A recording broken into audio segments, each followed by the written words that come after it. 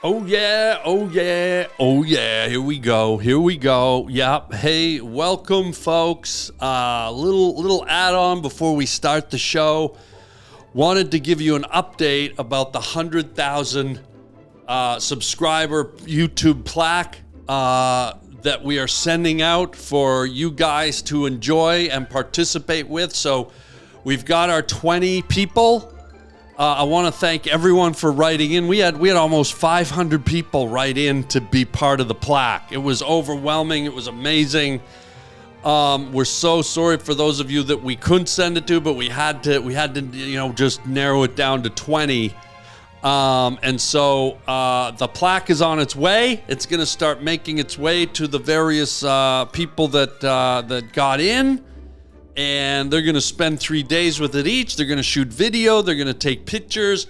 And then hopefully the plaque makes its way back here to the Harland Highway. And we can show you the results. We'll show you the video. We'll show you the pavement pounders that got to spend time with the good old plaque.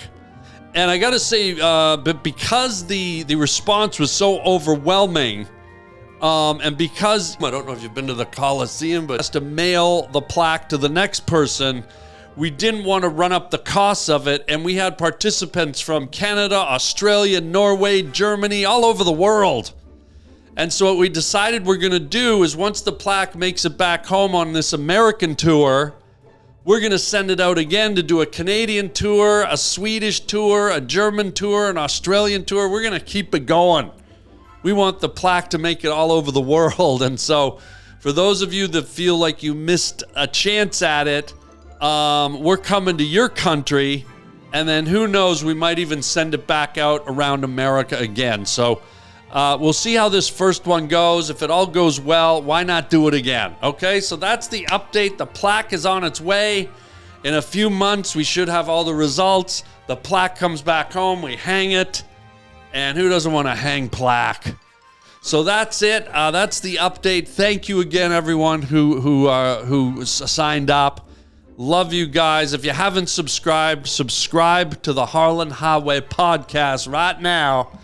And let's keep rocking and rolling. And now let's get to the show. And that's how the Meatloaf monster catches it. He catches you off guard with his scent, with his flavor. And while you're indulging, he just, and he sucks you in and you become part of the loaf.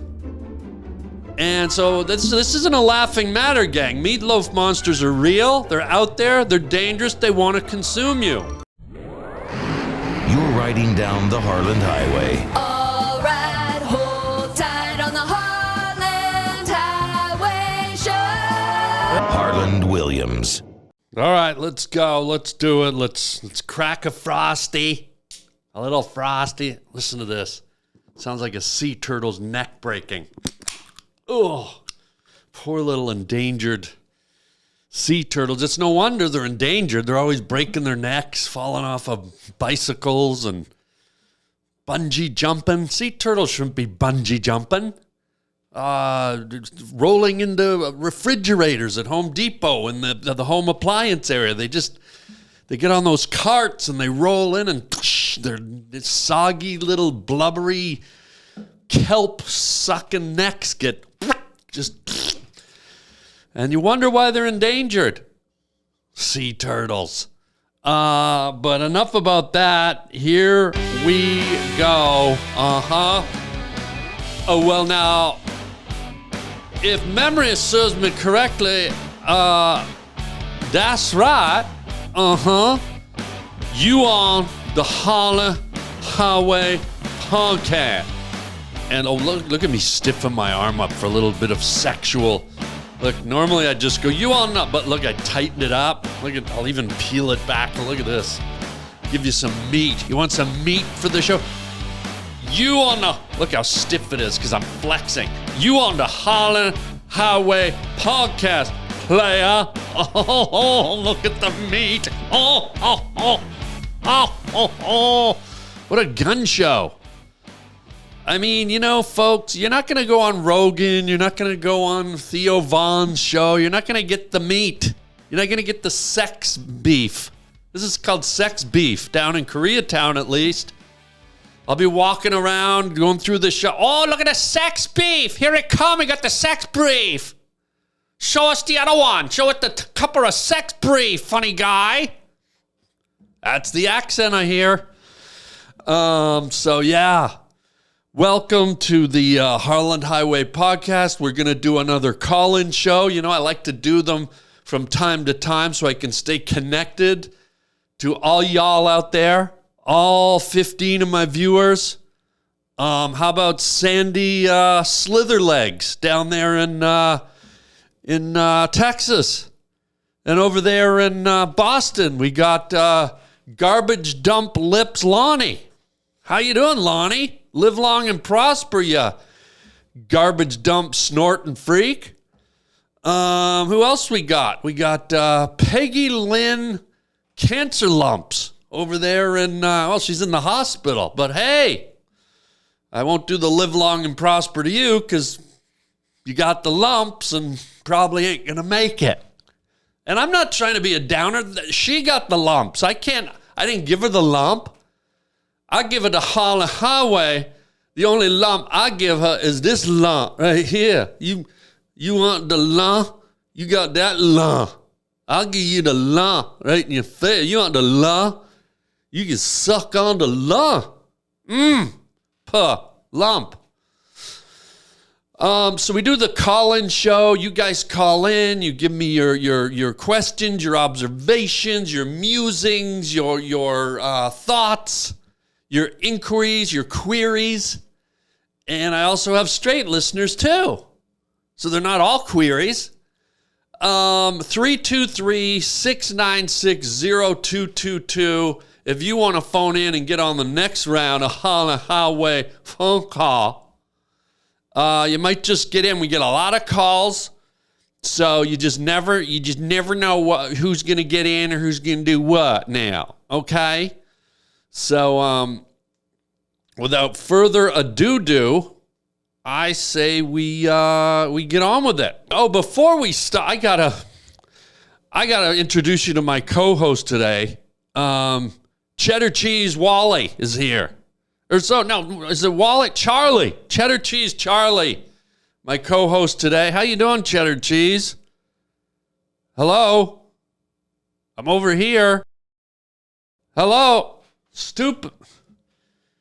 Cheddar Cheese Charlie's here, and you know what? We're going to take some calls. We're going to take your calls. Let's get to the first call right here, and let's see what we got now. Mr. Harland, how we doing? This is Charlie from Miami, Florida. I just want to say, man, I'm a great fan of you. It's amazing how funny you are, bro. You just got it to you, bro. It's amazing. You roasting David Lucas, one of my favorite clips. I had a question for you. Yes. How many inches in 1 inch? Whoa.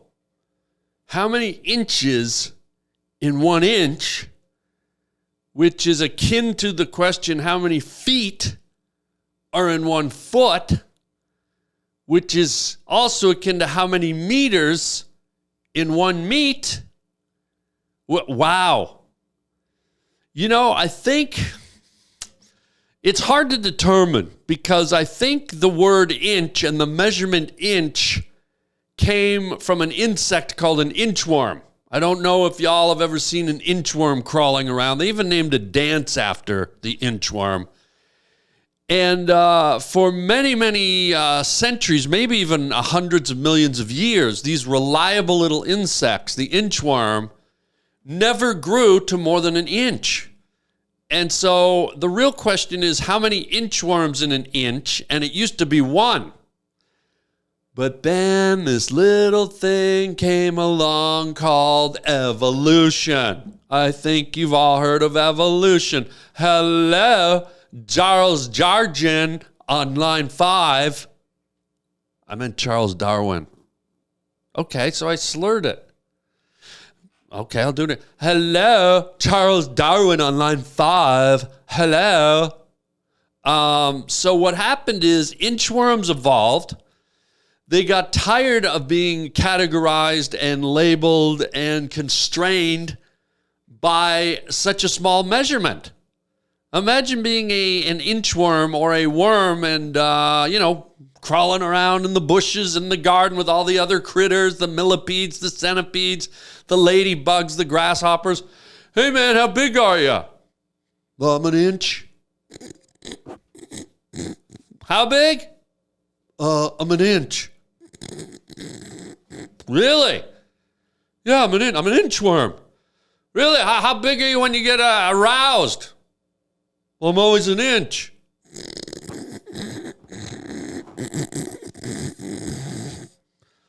And so here's what happened. Evolution come along. Hello, Charles Darwin on line 59. And the inchworm said, enough. I am not going to stay an inch any longer. And now you can get inchworms that are over an inch, 2 inches. I think some of them even grew into 3-4 inch territory. And this is evolution. This is the ego of an insect. This is the pride of an insect saying, I am not going to be an inch anymore. In fact, why don't we remove that name? Why don't they modify the name like they've done with so many other cultures and racially insensitive and hold on, I had a scratch in my throat. But why don't we rename them like the couple of inches worm?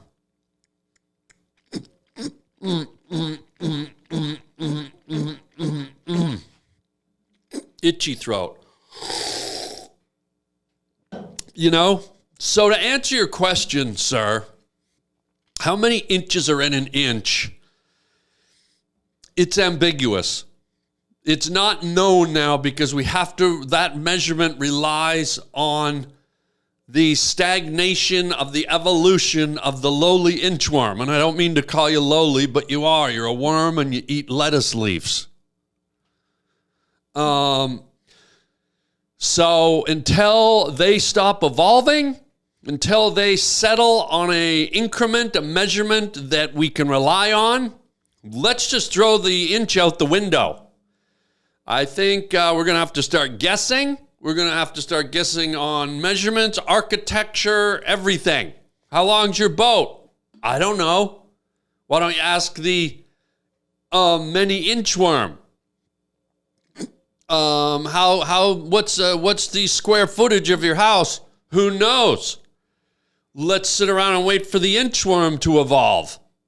It's blowing everything up. So it's a very good question, and I'm guessing now you asked it because you're most likely trying to fit something into somewhere with an accurate set of proportions, and you're unable to do it because Mr. Inchworm ain't playing ball anymore. Mr. Inchworm don't play that. Mr. Inchworm can't be kept in a cage and can't be kept to an inch. And by the way, this is just from experience, and don't think poorly of me. Don't think me perverted. I'm just curious. One night, one candlelit night, one starry moonlit night in front of the fireplace with some brandy and some Kenny G playing in the background, I had an inchworm in my possession and I stroked it lovingly. Dare I say erotically. Just out of curiosity. It was not sexual. It was not bestiality. I stroked it to see, and this inchworm grew to about 6 inches. It was stimulated. It was aroused. This is what happens. That's where it ended. I got some cauliflower leaves. I threw them out the door, and that horny little bastard went after him. Never saw him again. But just scientifically, don't rely on the inchworm for your measurements, my guy. I hope that answers your question. Let's move along, okay? Chuck E. Cheese face or whatever, Charlie Cheese Wheel or whoever the hell you are. Here we go. Hey, Harlan. John Raz Rugneys here. I have a huge problem, and I hope you can give me some advice. This is about my daughter. She doesn't show me respect. Ooh. And she doesn't speak in complete sentences, and she thinks she can just boss me around, and she just does. For example, I ask her what she wants for breakfast. She always just eats butter and cheese. Butter and cheese. Breakfast, lunch, and dinner. She says no. When I ask her if she wants something else, like a carrot or eggs or something for breakfast, but she always says no. I ask her if she wants to take a bath. She says no. I asked her the other day to mow the lawn. She said no. And it just seems like that's the only word she knows. No. But I know she knows other words because, obviously you ask someone to take a bath or you ask someone to eat a carrot. They must know what it is. But she just says no. And I guess how do I get her to stop harassing me and to help out around the house? Thanks, Harlan. Well, here, I'll give you the short answer and the long answer. The short answer is, my friend, and you're in luck, and this might not be the answer you want to hear, but your kid lives on a diet of butter and cheese, according to you. So the kid's maybe only got a few years left. I mean, when you're slamming down butter and cheese, that's your diet as a child. Look, you might as well be, licking bacon sandwiches before you go to bed at night. I mean, butter and cheese for a kid, just let her eat her way into the grave. And I know that sounds mean and cruel, but she's a problem kid. Let her eat her way out of your life. Yeah, just leave bricks of butter out. Leave stacks, wheels of cheese. Let her go. She wants to give you a hard time. You sound young. You could have another kid. Who needs old bratty McButter cheese over here? Now that's the short answer. Here's the long answer if you want your daughter to live, and I'm guessing you do. Let me play back something that you said over and over and over during your phone call. Ready? Hit it. It's going to be one word you kept saying over and over and over. Here it is. Well, I ask her what she wants for breakfast. When I ask her if she wants something else, I ask her if she wants to take a bath. She says no. I asked her the other day to mow the lawn. Ask her.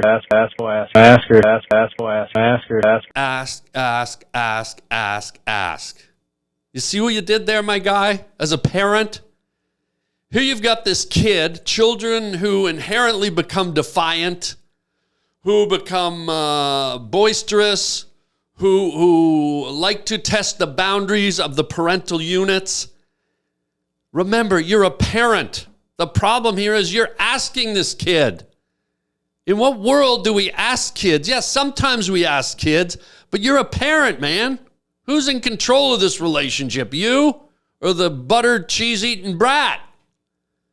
You don't ask all the time. You tell. Hey, you know what you're having for breakfast? A pancake and a carrot. Eat it. Oh, you're not going to eat it? Okay. No dessert. Go to your room. I'm not asking you to cut the lawn. I'm telling you, get out there and cut the lawn. You're a member of this family. You're under my roof. Get out there and cut the lawn. Get out there and wash the car. Get out there and shovel the driveway. Get to your room. We're going for a walk. We're going to a movie. And I'm not saying be a tyrant. I'm not saying just order your kid around to do everything.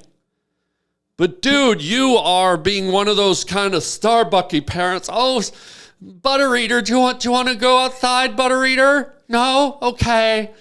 Daddy's going to sit on the love seat and wait till you're ready. What, you don't want me to sit on, you want me to go down in the basement and duct tape my face to the wall? Okay, if you're in charge, not me. Like, dude, you're the parent. Be the parent. Use some authority. Show that little brat and any brat that comes behind this brat who's the boss. Okay, you're the adult. Don't be afraid to exert your authority. And by the way, children need that. You're probably saying, oh my God, I can't tell my child what to do. I have to ask my child. No, you don't. Look back on your childhood. Did your parents ask you to do everything? No, they probably told you. Why? Because they're in charge. They make the rules. And the telling isn't a product of trying to be a dictator. The telling is trying to guide the child, to direct the child to do certain things. The child's always going to understand choice. As the child develops, it's going to understand how to push back and negotiate and bargain. And I don't want to, like, well, how about if I do this, you do that? But when they're young, when their minds are still forming, when you're in a home and you're creating a family and an environment for children, dude, man up. And I'm not mocking you. I'm not degrading you. But, dude, just listen to your man. I asked her this. I asked her that. I asked her this. I asked her that. Well, what kind? Any child just sees that as weakness. Ask her. She's probably sitting there going, why is he asking me? This guy's got a beard and a mortgage and 3 cars in the driveway and a job and he's got a wife. He's asking me? I'm 6 years old? Ask her. This guy's got no cojones. I'm gonna run this guy around like a chimpanzee at a circus for 3-legged freaks. Ask her. So, dude, I'm giving you a bit of tough love here. It's time to switch gears, show the butter eater who's in charge, and stop asking. And I can tell already you're terrified of that. And you'll probably try it 3 times, and she'll push back, and you'll go, oh, I can't do that. Dude, push through it. It's probably going to cause a little tension, a little friction, but eventually you've got to drive it home to your child that you're the boss, and you're not always asking. Now, it is okay to ask sometimes, but it depends what it is. It's like Christmas morning. Honey, would you like to open your Christmas present? Honey, would you like to say a prayer with us? Would you like to, you can always ask, but when you want something done from a kid, when you want to show that you're in charge, that it's your house, your rules, do it. But you have to figure out the way to do it in a way that keeps the balance, keeps the peace. But right now, dude, you're way out of balance. You're just letting her rule the roost. She's the king, you're the peasant. And man up, because kids want a father figure. And we live in a society, I know it's not easy, where men are now emasculated, men are a lot more feminized, men are encouraged not to be men. Children need a man.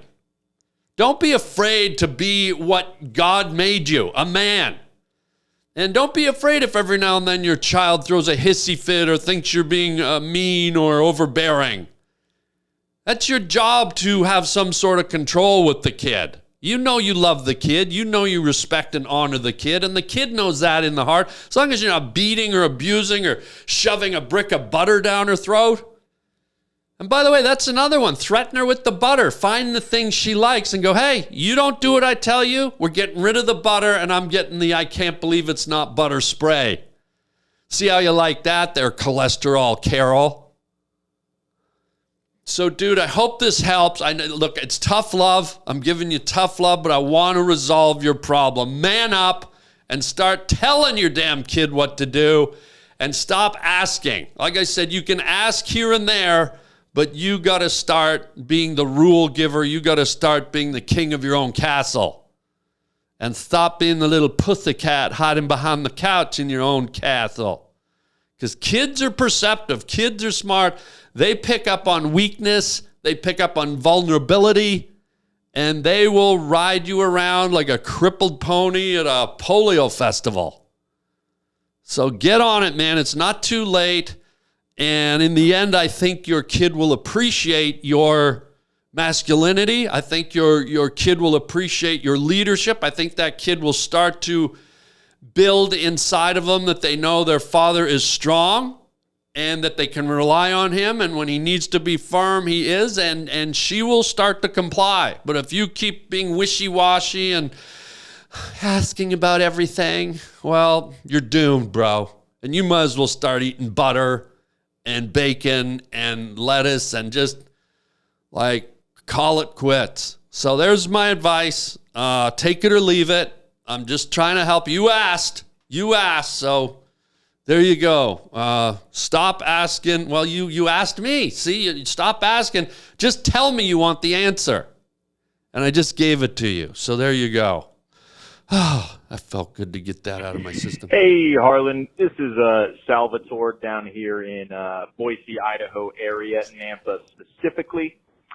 And I just had a quick question for you, man. I'd like to consider myself a pretty goofy guy. I've been listening to your podcast a lot, and they've inspired me to be even a little bit goofier. But see, I've got this little issue, I think, where I have a hard time sort of deciphering whether or not a situation requires a little bit of goof, or if I should be a little bit more serious. So I was just wondering if you had any advice for me on how to transition from that goofy attitude into, maybe a more serious conversation, because I've noticed, watching a lot of podcasts with you when it comes to Rogan, he was talking about Phil Hartman, and you dropped the act and you said, oh man, I'm really sorry. That must have been a hard experience. So you seem to have a really good grip on, letting go of the goof and being serious when the time comes for it. So I just wonder if you had any advice for me on how to sort of separate those two things. And I appreciate all the laughs, man. You're a wonderful guy. Love you with my whole heart. Love you. All right. Love you so much. Bye. You did say that was going to be a really quick question, right? You heard it. I'm going to play it back. And I just had a quick question for you, man. But it's okay. I'm playing. Player, I'm playing. Player's got to play, player. It was a great question. And God bless Phil Hartman. Oh, my God. And yes, we did talk about that on Joe Rogan's podcast. And here's my answer to being goofy and silly. It's important to be goofy and silly. It's important not to lose the playfulness that you had as a youth. It's important not to let the weight of the world make you too serious and make you too rigid and take you to a place where you forget to laugh and be silly and goofy. It's important. That's what this whole podcast is. But my advice to you is just read the room, my guy. A lot of people will act out and be silly and goofy, and I think what happens is they're doing it at everyone else's expense. They're just like, you know what, I'm going to go into goofy mode. It's almost like the drunk guy at the party, right? It's like, I'm going to get drunk, I'm going to dance on the table, and I don't care who sees me or what I say or what I do, if I puke everywhere, if I fall.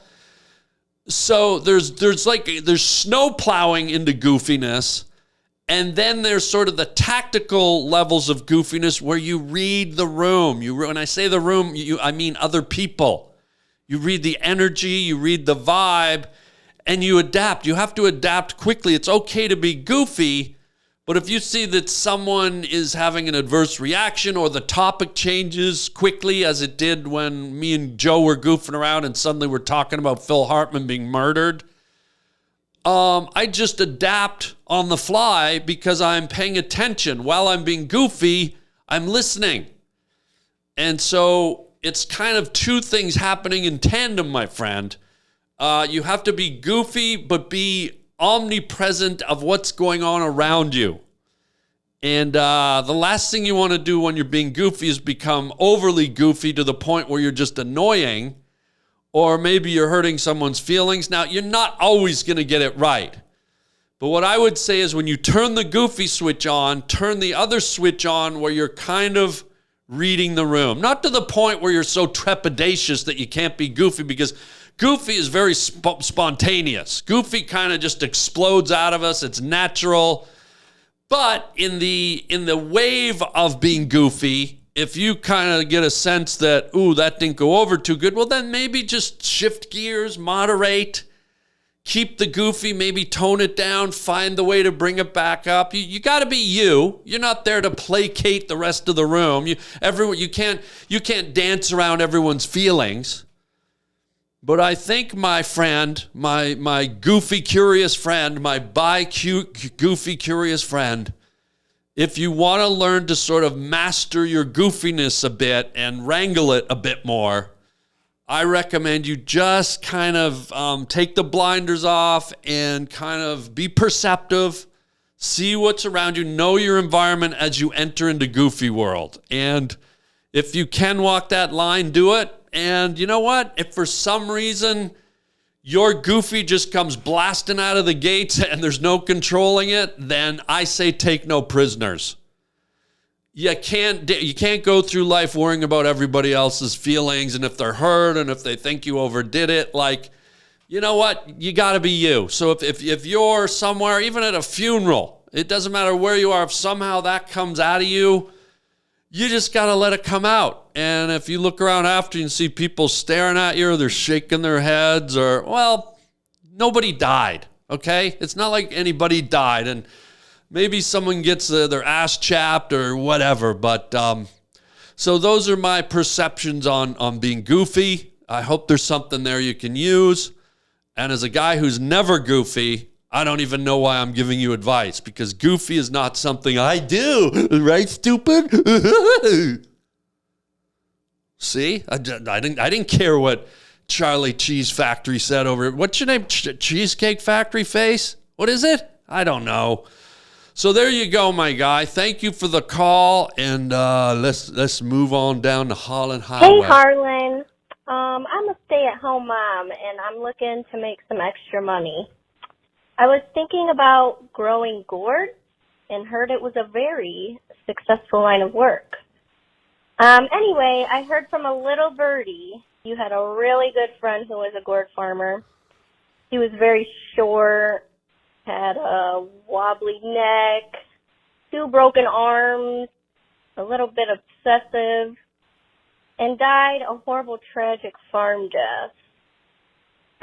Yeah, so I was wondering if you had any advice on how to start and maybe some tips and tricks on growing gourds and how to maybe prevent death. Thank you. Love you. Bye. All right. Full disclosure, I can tell right away that call was sort of a plant. Let me explain. First of all, the oddity of gourd farming. Who does that? Nobody. Well, maybe I do. But way back in my college days, this is kind of a bizarre story, and there's going to be a film clip to it to come along with this, so bear with me. Way back in my college days, video cameras became a thing. Now, nowadays, we have our phones, right? We have these. Everyone's got a video camera. And you don't think twice about it. It's just, yeah, I can video anything. But back when I was coming through college in the 80s, no one had these. So if you wanted to shoot a video, you had to go out and buy a video camera. And this was the early 80s was even they sold video cameras. Video cameras were a rarity. And so in order to get your hands on a video camera, you actually had to go to like a store, like a hi-fi stereo shop or something, and rent a video camera. And so I so loved making little movies, or the idea of making little videos and movies, and just being as we talked about earlier, making a fool of myself. I would go and take all the money I had, and it was like $200-$300 for a weekend just to rent a big old video camera, and it came with a big battery pack. You had to get the whole thing, and it plugged in, and you had to carry this whole concoction around and make videos. But to me, it was worth it because I was so enamored with making videos and passionate about it. And so one of the things I did way back then in college is I used to find props that would be fun to make videos with, and I found this little bobblehead doll, one of those ones that punch, with the boxing gloves on. And I found this really creepy one with like curly hair and rosy cheeks and a little smile. And for some reason, the name FLINTZ just popped into my head, So FLINTZ, I call them FLINTZ. And I started going out into cornfields and into wheat fields and into the mountains of Quebec. And I did winter flints, and I did cornfield flints, and I started shooting all these flints videos. And eventually I shot one with my roommates from college, and it was called Harvest Flints. One of my roommates, Steve Williams, he lived on this nice sort of little compound where he had some acreage and he had a tractor. And so me and my other roommate, or our other roommate, Reg, we went up to visit him, and I brought flints. And I said, let's shoot a video. And I said, what do you got around the house that could be fun? And he goes, well, I have a tractor down in the barn. And I saw a bunch of gourds sitting out on his table. And gourds, they're the weirdest looking fruit or vegetable. I don't even know. I think they're like pumpkins with herpes, to be honest. They look like the world's first original sex toys. Like if you look like a gourd, Those things are like nature's butt plugs. I mean, just look at them. So anyways, I said to my buddies, I said, let's just shoot a video called Harvest Flints, and FLINTZ will be a gourd harvester, and we'll just wing it. I literally made it up as I went along. We'd shoot a thing. I'd tell Steve, I'd say, okay, Steve, you say this. Reg, you say that. And then I did the voice of FLINTZ. FLINTZ was kind of talk like this. He was kind of the original, I don't know if you remember the gingerbread man from Shrek. But I was doing FLINTZ way back in the 80s. He kind of talks like this. Oh, I'm going to get ya. You know, like it's a real funny voice. And you know what? I've still got that damn doll. I'm going to go and get him for you right now. And I'll be right back. I want you to see FLINTZ. He's hilarious. And then I'll tell you why this was a staged call and tell you about Harvest Flints and all the gourds.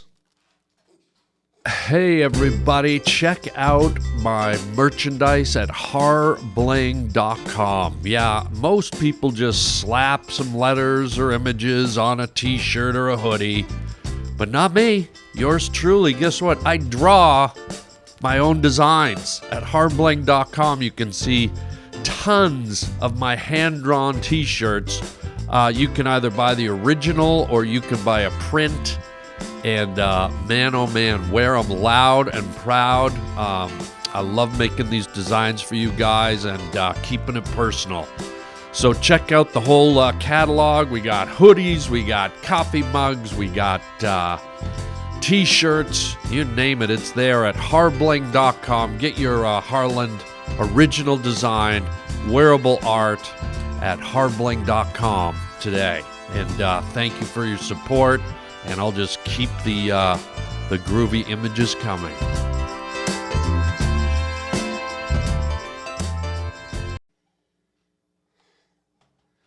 Oh my God, here he is. You know what? I'm gonna bring him up close to the camera so you can see him. He's the creepiest guy. This is FLINTZ. Hi everybody, I'm FLINTZ, and I'm gonna put your lights out. Oh! Look at him. How creepy, right? His head just fell off, which isn't uncommon. His hair's falling out. Oh, God, he's so old.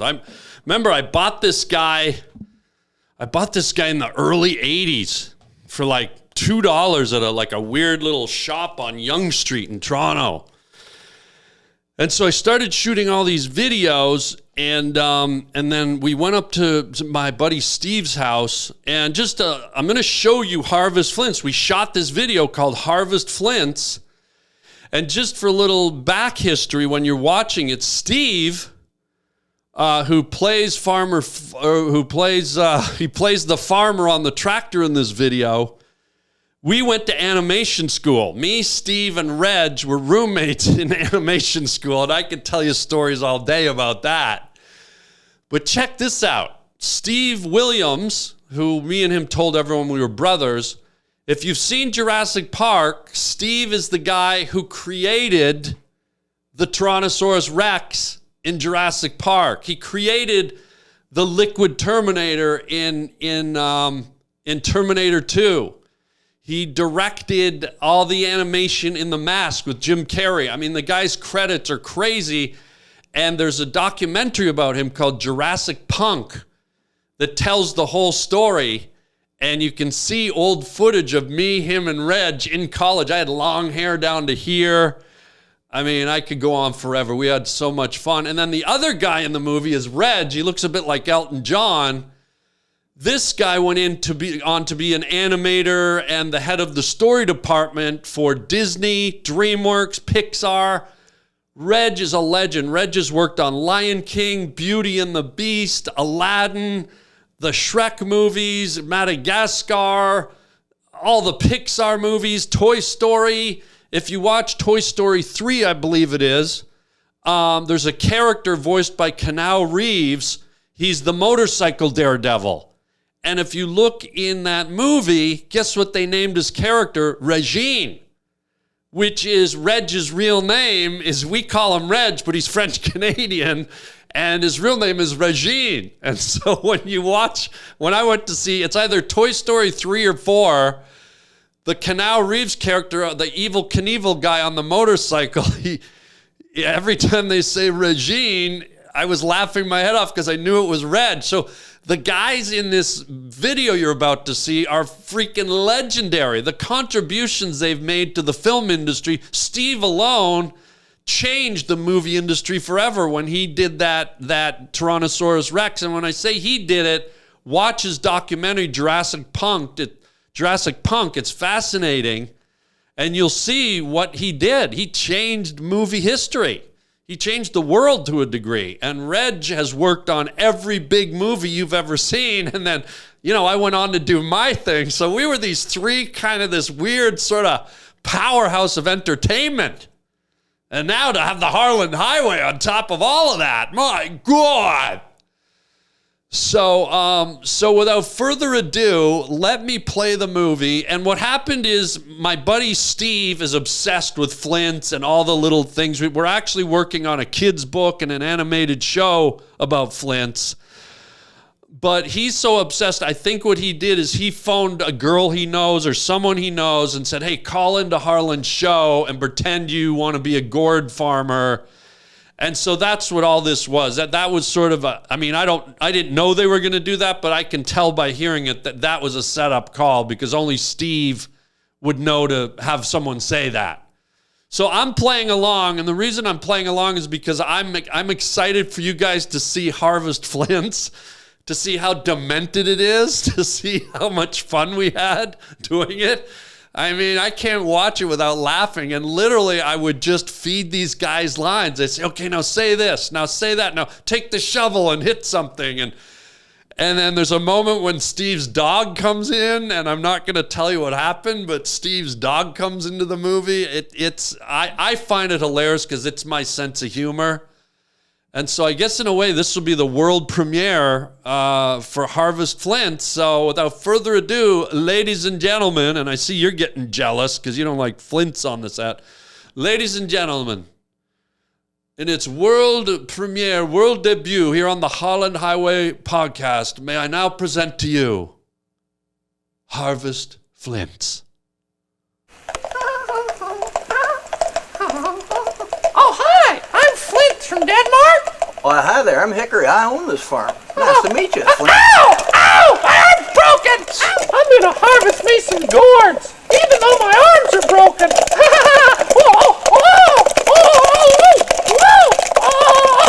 Come and get your gourds. Come and get your gourds. Come and get your gourds. Come and get your gourds now. Come and get your gourds. Come and get your gourds now. Come and get your gourds. Ow! Ow! Ow! Ow! Oh no! Oh no! Oh! Oh! Farmer Hickory!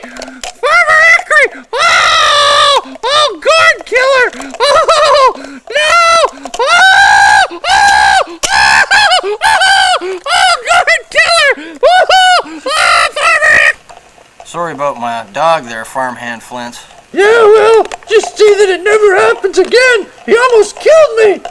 Already have 2 broken arms, you know. Well, I sure hope you have some kind of insurance or liability package because my arms... Flint's. Oh, well, you again. If it isn't Mr. Chatty Gourd Farmer, what do you want?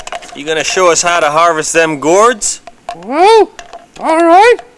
You got your shovel? I got it right here. Well, then let's go to town. Here's your gourds. Now, raise up your shovel. Nice and high. Higher. Higher. Higher! Now, smash those gourds. Harder. Yee-haw! Yee-haw! Stop yeehawing in my ear. Shut up, gourd smasher! You know what? Could I talk to you for a second? I don't know if this is like the right time or whatever, but, I think I distinctly told you to, start up the tractor and Harland! Bring it down! Bring it down! Bring it down! Bring it down! Bring it down! Bring it up! Bring it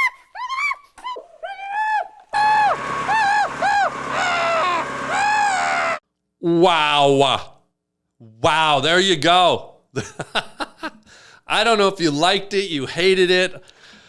This doll and his stupid little face, I get inspired by the dumbest little things. And there's other Flint's movies in the catalog.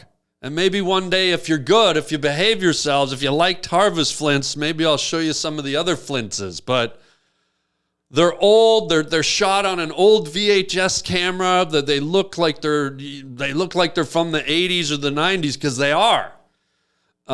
So let me know in the comments if you liked Flints, Harvest Flints, if you want to see some more Flints. Maybe you want Flints on a t-shirt.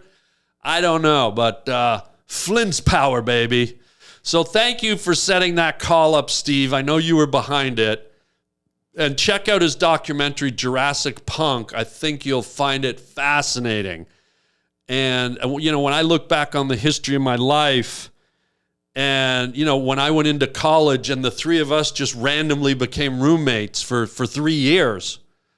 And the next thing you know, we go off in our different directions in the entertainment industry, and the things we accomplished. It's bizarre. I mean, I'm so proud of Steve and Reg. I mean, these guys are like heroes to me. The mark they've left on not just the entertainment world, but the way the material they created seeped into your lives and maybe affected you, affected your children, affected the way we live. It's quite phenomenal. And one day when I have more time, I can tell you more about that whole beginning and all the things that went on at our townhouse and the parties and the girls and the madness. I mean, Harvest Flints is just the tip of the iceberg, gang. Daddy went to college. Daddy was a college player. Let's move on before I get too carried away here. Holy smokes. I hope you liked Harvest Flints. And let's see what else we got. Hey, Harland, it's Jake out here in the old Pittsburgh. I just had a question for you. If you're in this circumstance where one person potentially runs into a real life wild Meatloaf monster, what's the proper defense mechanisms? And is it like a stop, drop, and roll, or is it like a get bigger like bears? So I was just curious on that. Yeah. Thank you. Yeah. No, you're welcome. If you meet a Meatloaf monster, it is not stop, drop, and roll. It is open gravy glaze. Yeah, the one thing that'll slow down a Meatloaf monster, look, they're dry, they're lethargic, they're cumbersome, they're almost, maybe have a little more energy than a zombie. They're like, you know, they're somewhere between a zombie and Frankenstein. But when you add moisture to these dry, they're out in the sun, they're laying amongst rocks trying to hide, you know, that they sort of have the consistency and the texture of a boulder if they're out in nature. And the only way you can tell them apart from a rock really is if there's flies buzz on them, because the flies can smell the meat, the meatloaf. But I always say, you know, sometimes you carry mace around. Some people carry a taser gun. I always keep a jar of beef gravy or chicken gravy. Beef's the best because it's meatloaf. And a basting brush under my coat, sometimes in a holster. Sometimes I'll keep a glazing basting brush in a holster on my leather belt. And when that Meatloaf monster emerges, you know, it smells like onions and minced meat, and it's got that meatloaf breath. And its fingers, it's almost like spongy. And you can't beat it up. I mean, you punch a Meatloaf monster, your fist almost goes right in. You pull it out, and your violent tendencies almost dissipate, because as soon as you pull you're like, and all of a sudden you're licking you got meatloaf on your hand. It's almost like a meatsicle, right? And you're like, and that's how the Meatloaf monster catches it. He catches you off guard with his scent, with his flavor. And while you're indulging, he just, and he sucks you in, and you become part of the loaf. And so this isn't a laughing matter, gang. Meatloaf monsters are real. They're out there. They're dangerous. They want to consume you. And so, look, gravy, open, glaze. Carry around some gravy, some delicious gravy. And holy God, just get to glazing. If it comes at you, glaze it in the eyes first. And then do the body, and then it's just automatically, the sun's going to hit it. It's going to want to lay down and simmer, because that's what meatloaf does. When you glaze it up, it just wants to simmer, and it starts to kind of cook in its own juices. And it doesn't kill it, but it becomes immobile. It's like when you stab a vampire, it turns to dust, and it dries up, and it dies. When you shoot a werewolf with a silver bullet, it slowly dies and then turns back into a man. When you glaze up a meatloaf monster, it becomes delicious. It's one of the few monsters in the monster world that just becomes delicious. You don't hear that a lot. You hear death, blood drained, drawn and quartered, all these horrible ends for these monsters. It's the only one in the monster chain that becomes delicious when you try to defend yourself, and it knows it. And it likes to sit down like a lion under a tree and just baste in its own stink. And they're tricky, but it'll give you time. When you glaze it, it has to sit down. It has to soak and absorb its own meatloaf juices, and that gives you the window you need to escape.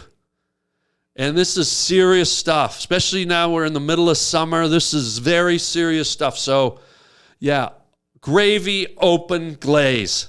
And a very important question. Thank you so much for that. And that's how we defeat a meatloaf monster. God, they are something else, aren't they? Let's keep going. Wow. Hey, Harlan. So I'm watching the Jeff Dye episode of the podcast. You're talking about golf in the beginning, and you mentioned that you had to break up a fight, bizarrely enough, on a golf course. Mm-hmm. And it kind of just got brushed right over, but I was curious what that story was. So if you have the time, I'd love to hear the story of you breaking up a fight on a golf course. Thanks, man. I think we got the time. It was the most bizarre thing. I decided to try golfing for about 2 years. I played hockey my whole life.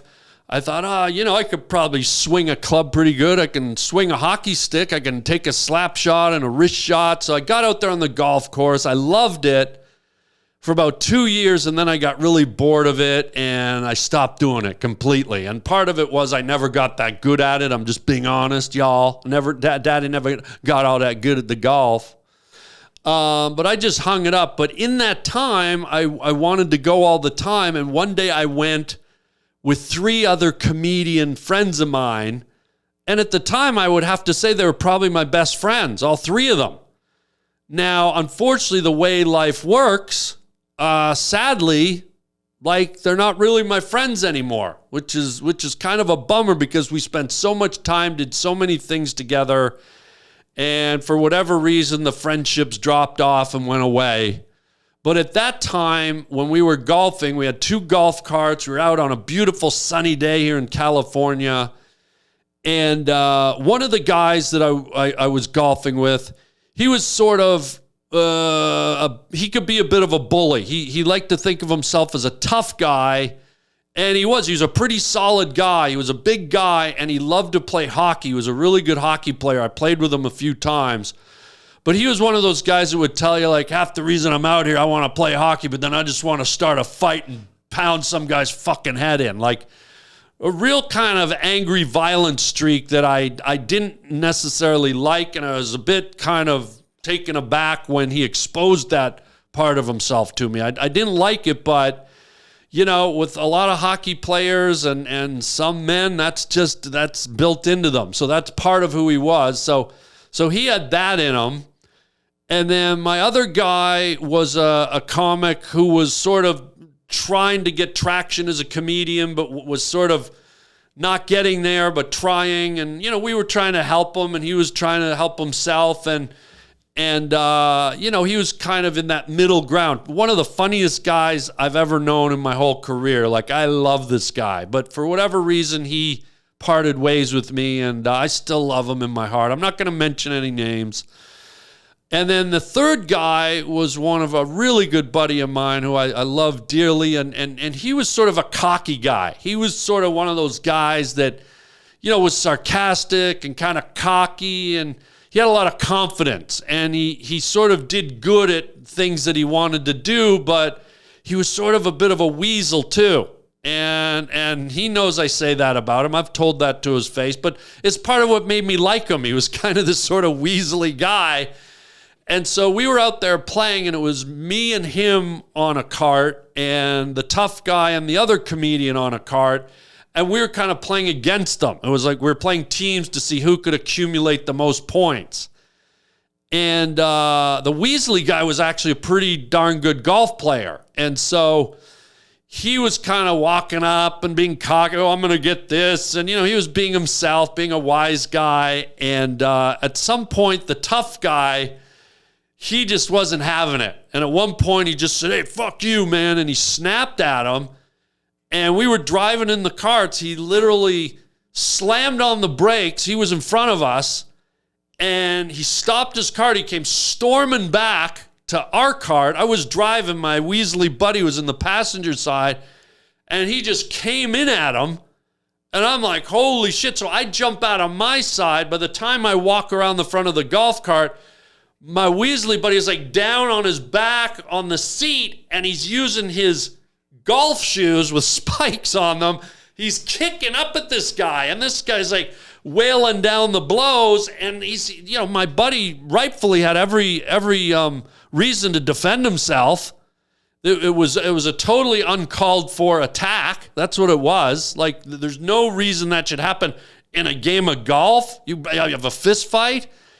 And so now I'm probably, out of all of them, the tallest of the guys, and these are my friends, and I'm like, to me, it's like, talk about bratty children. So I just got in the middle of both of them, and I freaking threw the tough guy, like pushed him back, and I got in between myself and the Weasley guy, and I had to like fight them off. And then I got it broken up, and I think I actually got a few kicks from the golf shoes by accident, because I got right in the middle of it. And I just snapped at them. I was like, what the hell is wrong with you guys? This is like golf. And then everyone kind of took a few breaths.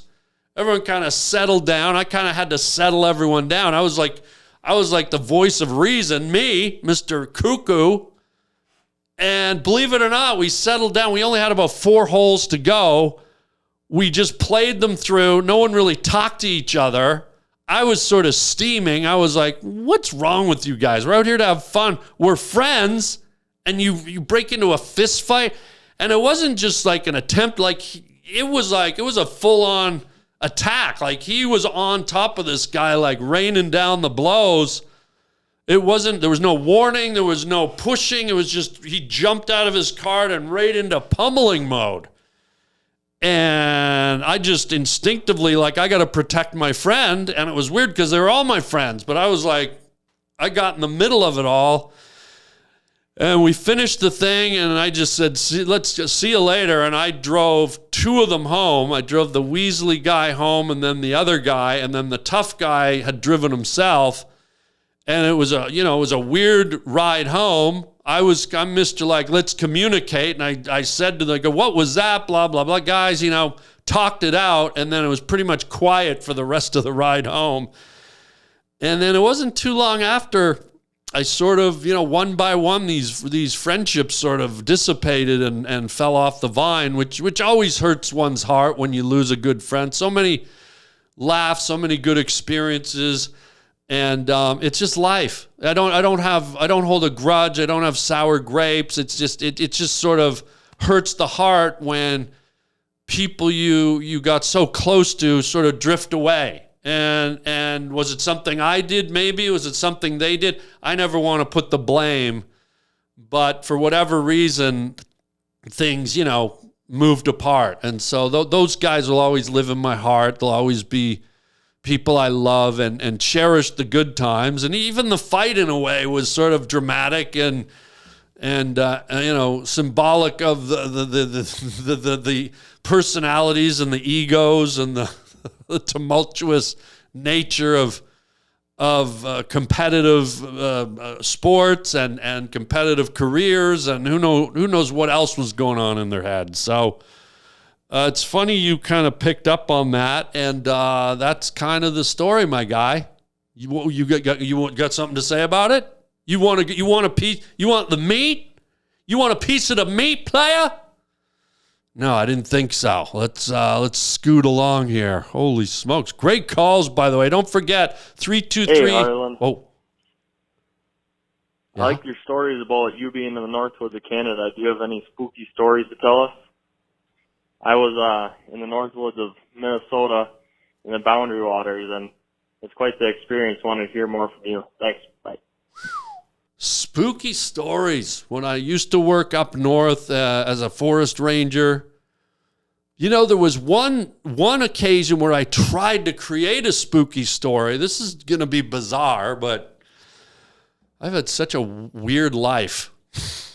But there was a point in time where, as a ranger, we got assigned to a place in Lake Superior, the biggest of the Great Lakes. There's a small island called the Slate Islands. And on those islands, at some point, a herd of caribou got across the pack ice, so they swam out there. Caribou are actually excellent swimmers.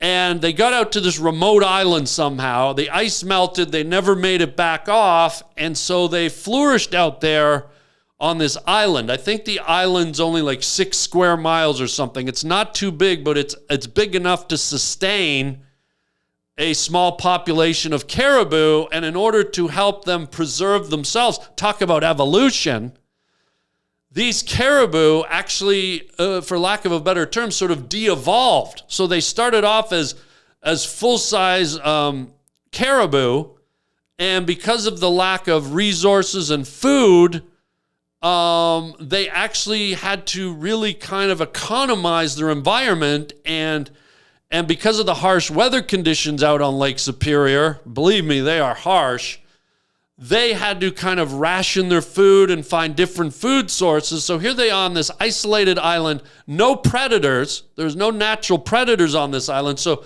they were able to thrive in limited numbers. Nature sort of took care of, it sort of culled the size of the herd. And these caribou, they actually started to shrink.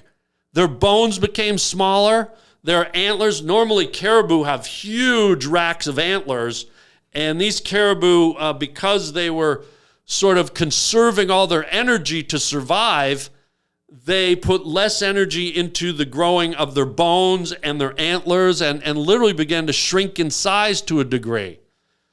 And so we were out on this island studying these caribou, and we went out on a boat, me and about 6 other of our working in the Fish and Wildlife, the ranger group, and they put us in this little cabin in the woods. It was it was already there, had been there for a while, researchers had used it, blah, blah, blah.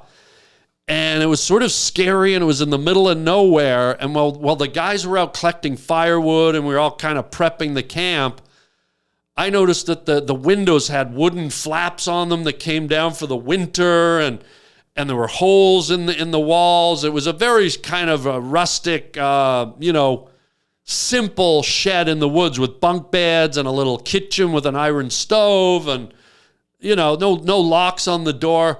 So what I did, while the guys were out doing other things, collecting water and etc., I rigged the whole cabin with all these lines. Because by my bunk bed, there was a hole in the wall. And so what I did is I rigged all these wooden flaps and shutters and branches outside. And so like a marionette playing his puppet, I had like 5 or 6 strings coming in through a hole in my wall right by my bed. And so that night when we all went to sleep, we were all in the bunk beds in the same room.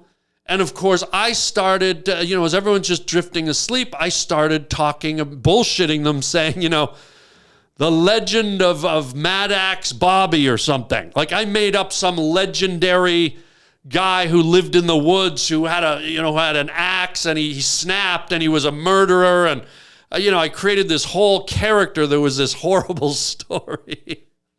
And then, I kind of set it up to get their blood going, to get their heart racing, to scare them. And then slowly as the story finished and everyone, there was that quiet 5 or 10 minutes as people are drifting off. Johnny, House of Horrors here. I start pulling the strings and all of a sudden a giant big window shutter just goes wham and it shook the whole house. And then I had like branches outside and I put like a teapot on a branch and I was like pulling it. It was like knocking on the wall outside our bedroom. And I think I had a thing rigged to one of the doors where it was jiggling and things were tapping on the windows. It was ridiculous. So as far as scary things in the woods, it might have been, I think there was a scary thing in the woods, but I think it was me. And I think I terrorized the shit out of those guys that first night. And I think about 3/4 of the way through, I couldn't contain it anymore. I started laughing my head off because these guys were like, what the hell was that? It's pitch black. There's no power. This is a cabin on an island in Lake Superior. It's an old lumberjack's cabin, and there's no power, there's no electricity, so it's pitch black. You can't see your hand in front of your face. And all of a sudden they hear me laughing, cackling in the dark like an evil witch. And I just had to tell them, I said, guys, it's me. It's just me. So it's like, this is the kind of trouble I cause. So there you go. I hope that fills you in. There's more to these stories. I always just get to tell you kind of the outer shell of these stories, but there's so much more to them, but I just don't have time. We have to get to all your calls. My goodness. Let's do, I think we have 3 more. Here we go. Hello. I just wanted to say, I want to see you annoy the guests more with your silliness. I find it completely amusing, and it's great.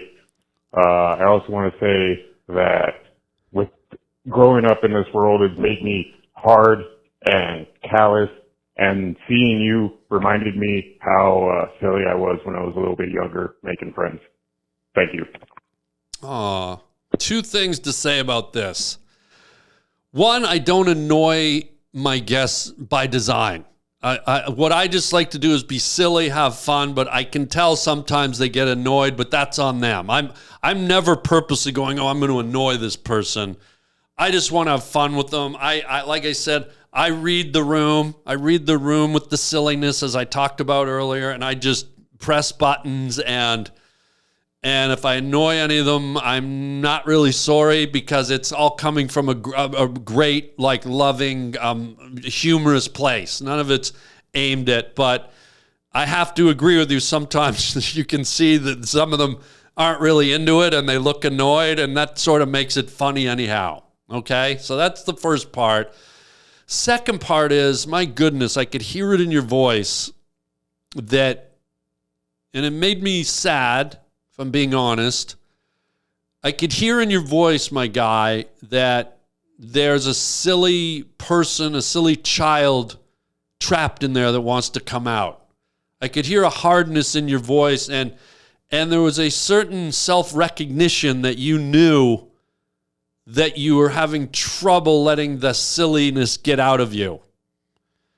And it made me sad. It breaks my heart a little to know that you're aware of it. You know that you can't find that button anymore, and you even said it.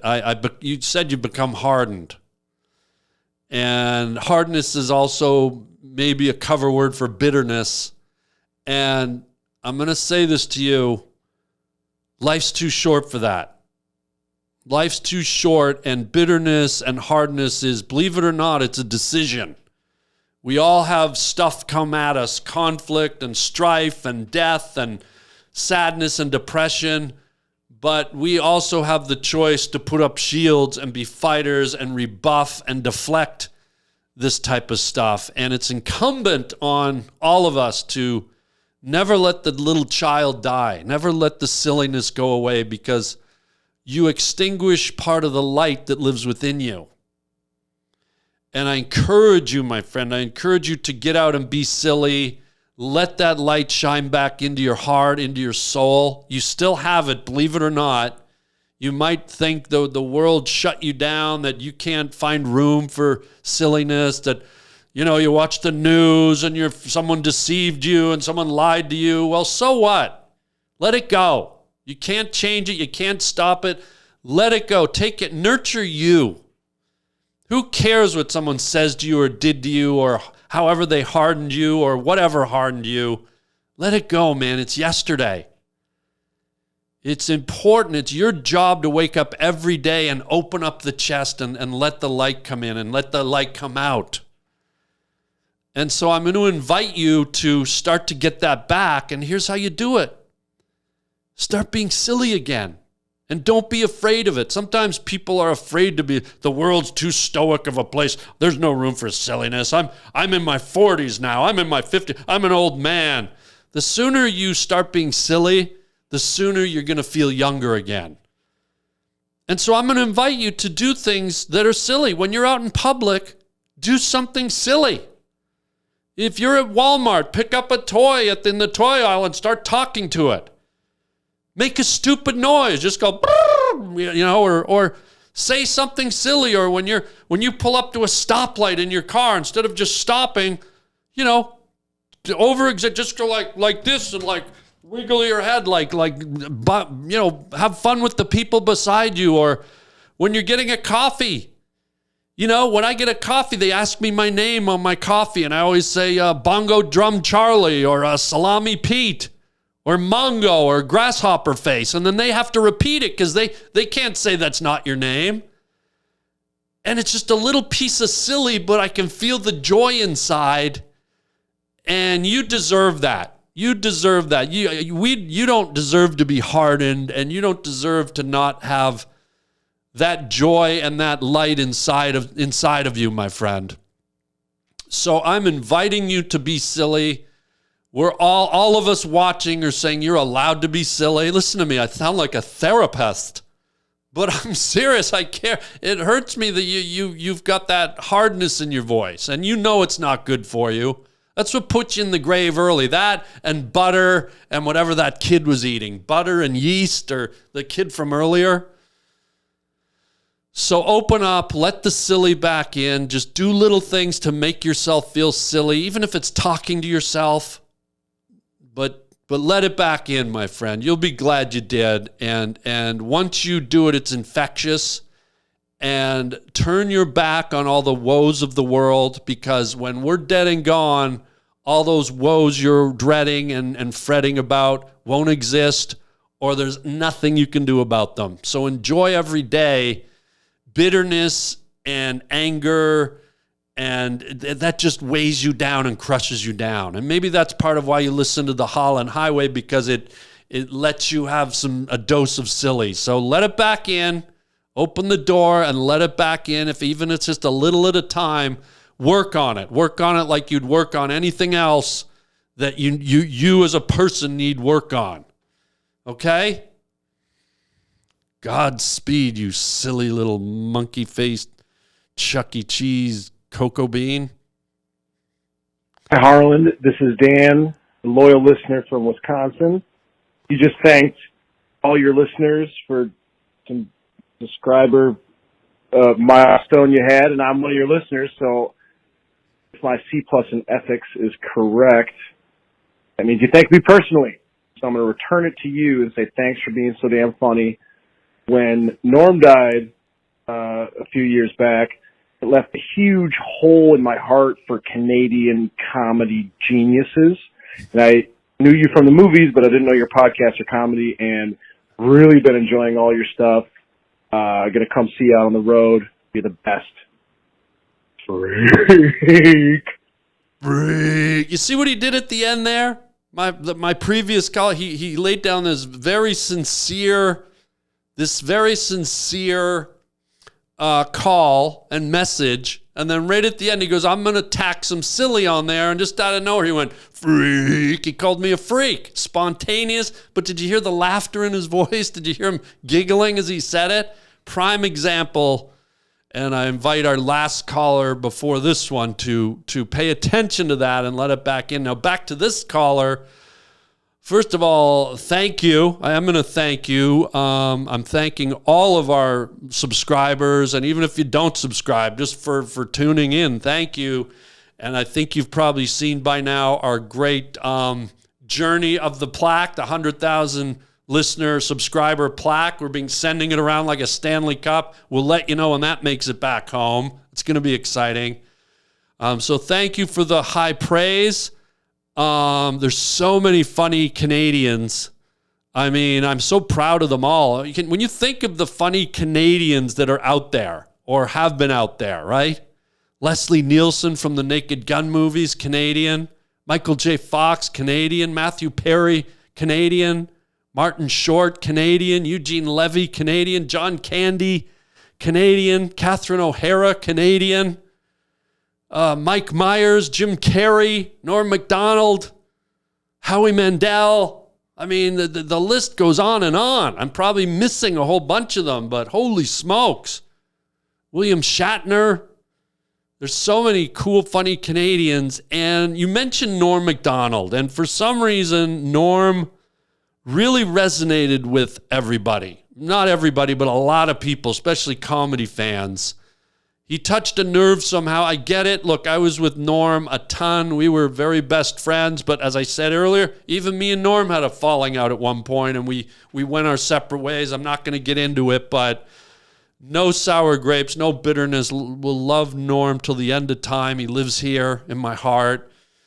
And but somehow Norm really got into people, and it's funny to me. I love it. In one way, I love it because what a legacy to have that kind of impact on people.